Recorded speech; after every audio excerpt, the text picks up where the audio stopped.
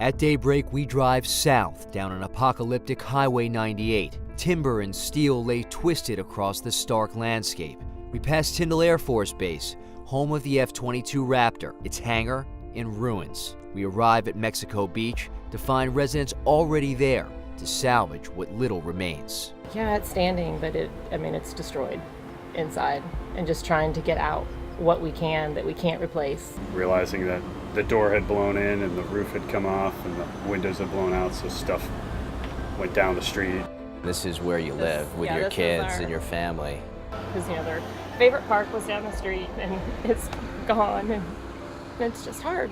Do you ever imagine that this was... No, I wouldn't imagine it would ever happen in my lifetime. But it has, and you deal with it. And you keep smiling, you think, the good Lord, well, I still got my life and I got my family. We look around and feel for our friends. There's disaster everywhere you see. Things can be replaced. People can't. It is horrible, the devastation that I've seen here, but the people, wow, amazing. Everybody's so positive here. What is We're blessed. We're standing, we're alive, we're not crushed under one of those houses up there. What we're seeing right now is a lot of minor injuries, trauma injuries, cuts, scrapes, stuff like that. We're seeing some injuries, people have not sought treatment, so now the injuries are infected.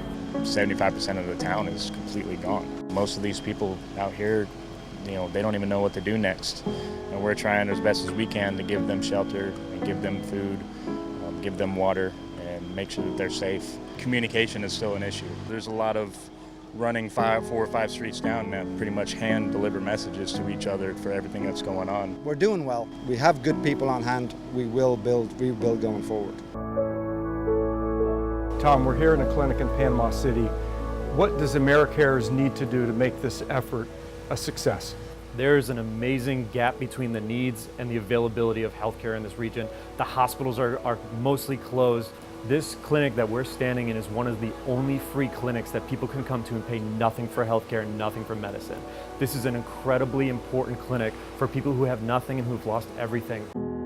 No lights. So what are the needs here in this community so hard hit by the hurricane?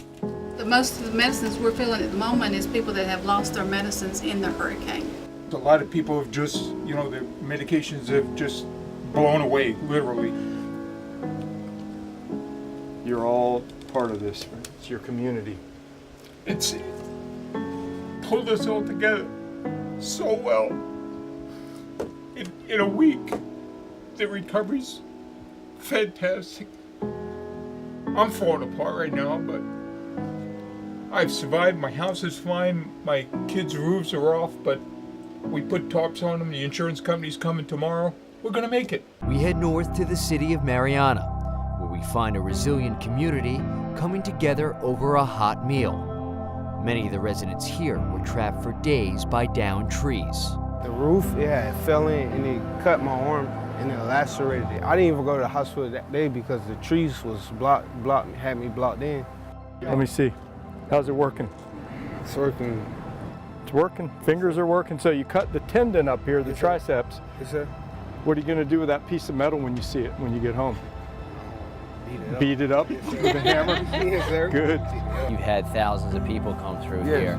That's thousands of lives that you've impacted. Absolutely. I mean, I shed a lot of tears at night. I try to hide it during the day when people come up to me and, try to, set the emotions. It's hard to see somebody else go without nothing, man. And a lot of people here don't have nothing. Our classmate put on Facebook that Bodine had a wheelbarrow and that he was up here cooking. He was cooking in a wheelbarrow. He was cooking in an actual wheelbarrow, and I was just like, oh my God. So we came, my daughter been serving every day, and I don't care who drives up, what you drive up in, come up here and get a free plate. Having people like you, having you around is a blessing. That's all I want to do is be a blessing to somebody, that's it.